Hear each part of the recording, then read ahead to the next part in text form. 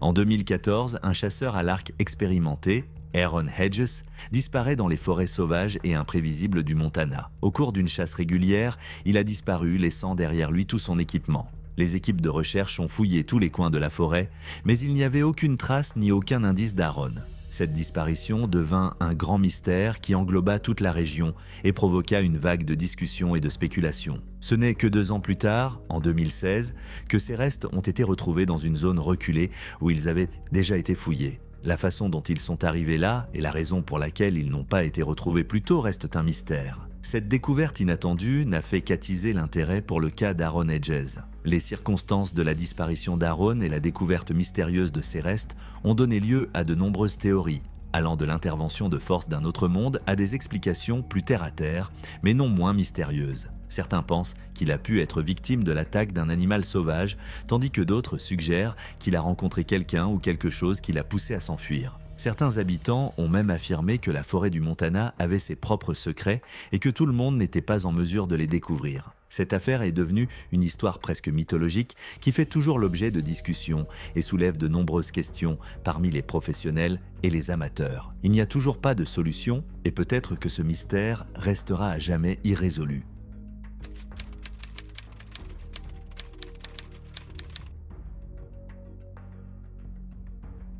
En septembre 2014, Aaron Hedges, un chasseur à l'arc expérimenté, est parti chasser avec ses amis dans la forêt nationale de Custer Gallatin dans le Montana. Le groupe se compose de plusieurs chasseurs qui ont prévu de passer quelques jours dans les montagnes pour chasser et s'adonner à des activités de plein air. Ils ont choisi la région de 7 Mile Hole, connue pour ses paysages pittoresques et sa faune abondante. Avant le voyage, les chasseurs se sont soigneusement préparés, rassemblant l'équipement nécessaire, la nourriture, les vêtements et d'autres éléments essentiels à la survie dans la nature. Aaron, comme les autres membres du groupe, était bien conscient des dangers qui pouvaient survenir dans les montagnes et savait comment naviguer sur le terrain. Une fois arrivé à destination, le groupe a installé son campement dans une zone reculée de 7 Mile Hole.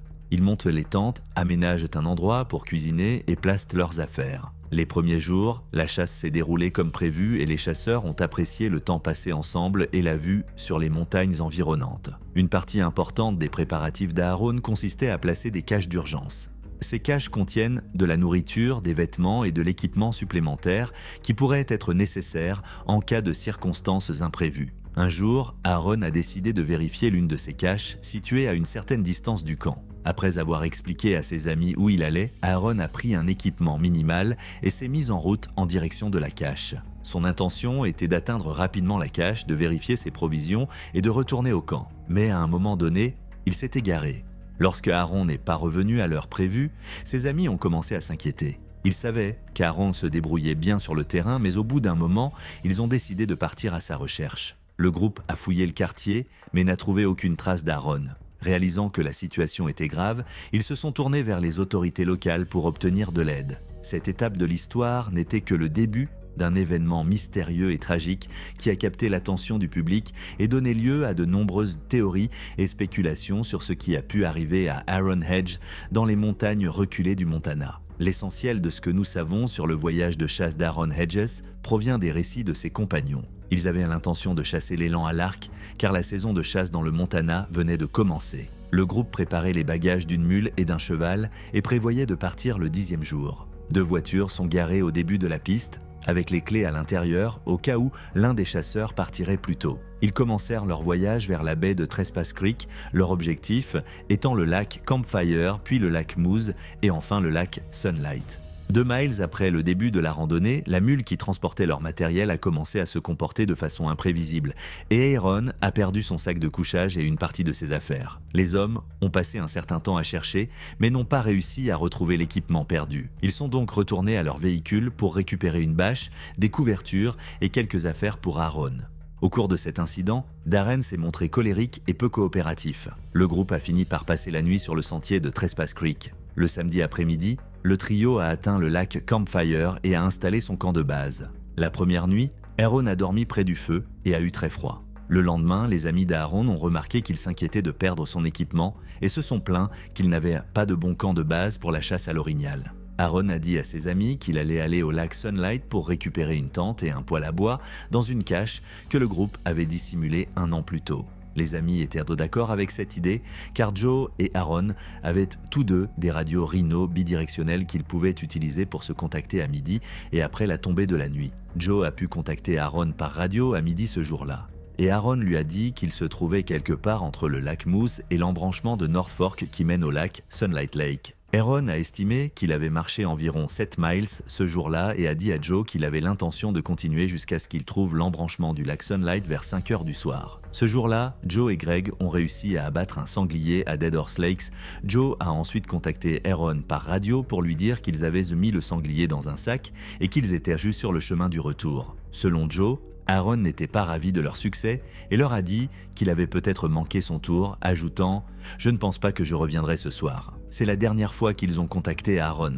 Joe et Greg ont passé quelques heures à dépecer l'orignal et à suspendre la viande avant de retourner à leur camp de base à Campfire Lake. Le lundi 8 septembre, Joe et Greg déplacent leur camp au lac Moose et chassent un orignal le lendemain. Ils sont retournés au camp Fire Lake le 10 septembre. Le groupe a levé le camp et s'est dirigé vers l'Ibex Trail pour rentrer chez lui comme prévu initialement. Joe et Greg sont retournés au point de départ du sentier, sont montés dans l'un des véhicules et sont rentrés chez eux. Joe a déclaré aux autorités qu'alors qu'il conduisait, il a débranché son téléphone du mode avion et a reçu un message d'Aaron. « Je t'appelle ce soir ». Joe a répondu au message d'Aaron, lui demandant de ne pas le contacter tant qu'il n'était pas sobre et qu'il était bouleversé. Aaron ne l'avait pas aidé avec l'élan, mais il était heureux qu'il soit en vie. Les deux hommes n'ont jamais cherché Aaron après qu'il les a quittés à Campfire Lake.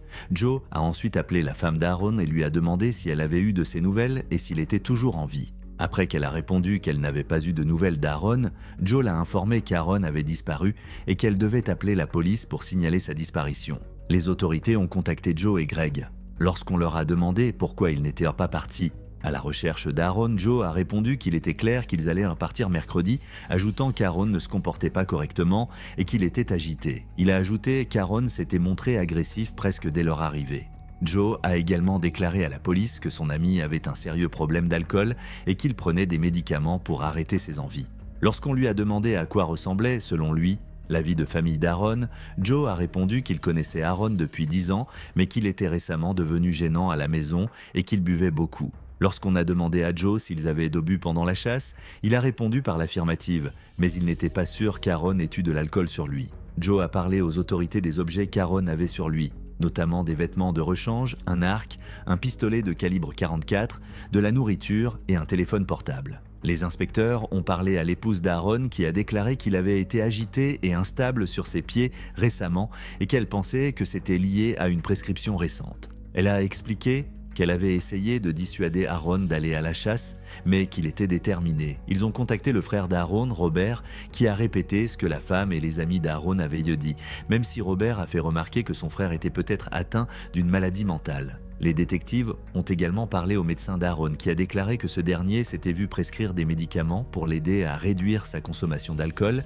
mais qu'il devait les prendre avant d'aller chasser. Les recherches pour retrouver Aaron Hedges ont commencé immédiatement, impliquant des équipes terrestres et aériennes, ainsi que des hélicoptères équipés d'une technologie d'imagerie thermique. Joe, l'ami d'Aaron, a fourni aux chercheurs les coordonnées GPS de la cachette, espérant qu'ils seraient en mesure de le trouver dans la région. Cependant, les coordonnées se sont avérées incorrectes et ne correspondaient pas à l'endroit situé près du lac Sunlight. Le 11 septembre, Joe et Greg sont retournés dans les montagnes pour trouver la cache de Sunlight Lake par leurs propres moyens, malgré les avertissements des adjoints du shérif de ne pas s'approcher de la zone de recherche. Ils ont passé la nuit sur place et ont été aperçus le lendemain en train de quitter la piste. Une équipe de recherche a ensuite trouvé une cache et a poursuivi ses recherches. Après avoir découvert que Greg et Joe avaient de visiter la cache de Sunlight Lake, ils ont été convoqués pour être interrogés. Les histoires qu'ils ont racontées aux inspecteurs étaient presque identiques. Ils ont affirmé qu'Aaron était agité et en mauvaise condition physique. Lorsqu'ils ont appelé Aaron par radio pour qu'il vienne aider avec l'élan, il a déclaré qu'il était peut-être allé beaucoup trop loin et qu'il ne pourrait pas revenir cette nuit-là. Les inspecteurs ont noté qu'il était étrange qu'ils aient demandé à la femme d'Aaron s'il était vivant et qu'ils lui aient ensuite demandé de contacter les services d'urgence. Greg et Joe ont expliqué aux inspecteurs qu'ils pensaient qu'Aaron était déjà mort. Ils pensaient qu'Aaron n'était pas sain d'esprit et qu'il n'avait pas les compétences nécessaires pour survivre dans de telles conditions météorologiques. Greg se dit déçu qu'Aaron soit parti avec eux dès le départ, estimant qu'il n'était pas préparé. Joe a admis qu'il se sentait responsable d'avoir emmené Aaron en voyage. Lorsque les inspecteurs ont examiné le GPS de Joe, ils ont trouvé étrange qu'il n'ait pas de point de repère préprogrammé. Un témoin a déclaré avoir vu les 3 chasseurs le premier jour de leur voyage et a fourni des informations qui contredisent la localisation donnée par Joe et Greg. Les inspecteurs ont déterminé que Greg et Joe avaient délibérément dissimulé des informations ou fourni de fausses informations. Les inspecteurs ont trouvé une carcasse d'élan sur une propriété privée, exactement comme Joe et Greg l'avaient décrite. L'orignal avait été tué illégalement, ce qui a conduit les inspecteurs à soupçonner Joe et Greg de tromperie. Le 14 septembre, l'équipe a trouvé une flèche similaire à celle utilisée par Aaron Hedges et une autre flèche similaire à celle trouvée par les amis d'Aaron. Cette découverte a encore plus alerté les enquêteurs car elle ne correspondait pas aux endroits décrits par Joe et Greg. Le 17 septembre, les chercheurs ont trouvé 2 petits feux dans une zone protégée près du sentier principal. Ils ont également trouvé une pompe de purification de l'eau, plusieurs morceaux d'une boîte à cigarettes se brûler, une paire de bottes de chasse Wolverine Gore-Tex et plusieurs panneaux de ceinture coupés d'un sac à dos. Le shérif Ronberg a fait remarquer qu'il n'est pas surprenant qu'un chasseur à l'arc puisse avoir une paire de baskets ou de mocassins dans son sac à dos. Il a expliqué que les chasseurs changent souvent de chaussures pour faire moins de bruit lorsqu'ils traquent un animal, ce qui pourrait expliquer pourquoi les chaussures ont été laissées à la chute d'eau. Les inspecteurs ont rappelé Joe pour l'interroger, confirmant que Joe et Greg n'avaient pas cherché à retrouver leur ami. Joe explique qu'il pensait qu'Aaron était déjà reparti par où ils étaient venus. Il a également confirmé que les objets trouvés près du feu appartenaient à Aaron. Lorsqu'on lui a montré la corde colorée trouvée sur le lieu de l'abattage de l'élan, Joe a admis qu'il s'agissait de la sienne. Il a ensuite déclaré qu'il assumerait la responsabilité de la chasse illégale sur une propriété privée. Le 22 septembre 2014, les recherches pour retrouver Aaron Hedges sont officiellement terminées, aucun élément ne permettant de le localiser. Le 5 mars 2015, les inspecteurs du comté se sont rendus à Idaho Falls pour interroger à nouveau Greg. La chronologie de son témoignage est restée inchangée. Greg a discuté avec les inspecteurs du problème de boisson d'Aaron, décrivant comment il avait consommé de l'alcool pendant le voyage vers le sentier et comment il s'était comporté pendant le voyage. Greg a indiqué qu'il était au courant des médicaments qu'Aaron prenait pour contrôler sa dépendance à l'alcool, mais que cela ne l'empêchait pas de boire. Greg a regretté d'avoir permis à Aaron de participer à l'excursion. Compte tenu de la quantité d'alcool qu'Aaron avait en sa possession, Greg a émis l'hypothèse qu'Aaron avait peut-être l'intention de se désintoxiquer ou de s'abstenir de boire pendant la chasse. Greg a également suggéré qu'Aaron avait peut-être prévu de marcher seul pour atteindre la cachette du lac Sunlight et faire l'expérience du sevrage seul. Cependant, Aaron n'a pas atteint cette cache. Greg a expliqué que Joe et lui s'étaient rendus à la cache de Sunlight Lake le lendemain de leur départ des montagnes parce que Joe était malade. Il a ajouté que Joe était très malade et qu'il crachait du sang, mais il a insisté pour aller voir si Aaron avait atteint la cache. Lorsqu'ils sont arrivés sur place, ils ont constaté qu'Aaron n'était pas là. Ils installèrent leur campement à l'endroit où Greg passa la nuit à écouter la forte toux de Joe. Le lendemain matin, ils ont plié bagages et sont rentrés. Greg a nié toute implication dans la disparition d'Aaron. Le 19 juin 2015, Charlie Wren, propriétaire d'un ranch local, et son beau-père réparaient une clôture lorsqu'ils sont tombés sur un arc et un sac à dos contenant du matériel de terrain appuyé contre un arbre. À proximité, ils ont trouvé un permis de chasse au nom d'Aaron.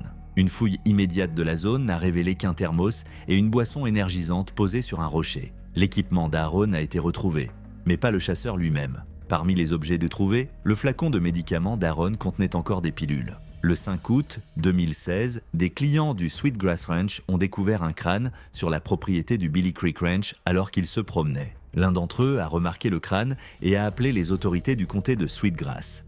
Le crâne a été trouvé sous un pin mort et, après une fouille minutieuse, d'autres ossements, des vêtements et un téléphone portable ont été découverts. À 40 mètres du crâne, ils ont trouvé un endroit où les parties du corps ont probablement été enterrées par l'ours. Cet endroit se trouve au sud de l'endroit où le sac à dos d'Aaron a été trouvé, ce qui indique un itinéraire possible pour le retour. L'expert médico-légal a déterminé que la mort d'Aaron Hedges n'était pas violente.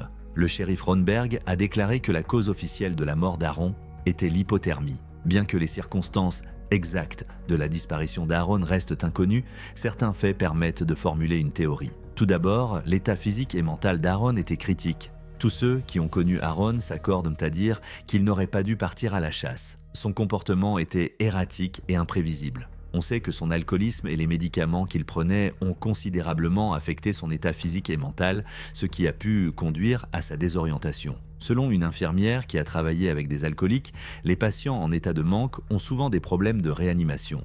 Et si Aaron avait continué à boire après avoir fini ses médicaments, il aurait pu subir un arrêt cardiaque. Deuxièmement, les récits de Joe et Greg ont suscité des doutes. Il existe des preuves de leur présence à Sunlight Lake, bien qu'ils l'aient nié. Les chercheurs n'ont trouvé aucun des campements qu'ils revendiquaient et un témoin a réfuté leur témoignage sur l'endroit où ils se trouvaient la première nuit de la chasse. Troisièmement, la question des bottes d'Aaron. Les amis d'Aaron ont souligné qu'il aurait pu manquer l'embranchement vers le lac Sunlight et continuer à avancer. Le shérif Ronberg a confirmé que les objets trouvés près du sentier auraient pu se trouver là, avant la neige, qui les a cachés aux yeux des chercheurs. Le dernier point concerne l'emplacement du sac à dos et du corps d'Aaron. Aaron était peut-être au ranch avant la tempête. Peut-être n'est-il pas allé chercher de l'aide au ranch parce qu'il n'en voulait pas. Les enquêteurs du comté de Sweetgrass pensaient qu'Aaron aurait pu atteindre le ranch le premier jour des recherches, mais leurs efforts se sont concentrés sur l'ouest et non sur le nord. Compte tenu de tous ces facteurs, il est concevable qu'Aaron, en mauvais état physique et mental, ait pu manquer l'embranchement vers le lac Sunlight et poursuivre sa route. Il a probablement établi un campement près du sentier, puis, en poursuivant l'élan, il s'est éloigné de son emplacement d'origine et s'est retrouvé dans une zone où les chercheurs ne le chercheraient pas. La combinaison du temps froid et du manque d'équipement nécessaire a pu entraîner sa mort par hypothermie. Sur la base de tous les faits et circonstances, nous pouvons conclure que la mort d'Aaron Hedges est le résultat d'une série d'erreurs et de mauvaises décisions qui ont finalement conduit à l'hypothermie et à sa mort. Cependant, si nous pouvons dresser un tableau plus réaliste de ce qui a pu se passer, il existe également des théories plus mystiques qui suggèrent d'autres scénarios possibles. Ces théories mystiques peuvent impliquer des événements extraordinaires ou inhabituels qui sont difficiles à étayer par des faits, mais elles font également partie de la discussion. C'est tout pour l'instant, n'hésitez pas à donner votre avis dans les commentaires ci-dessous, cliquez sur j'aime si vous avez aimé et à bientôt, bye.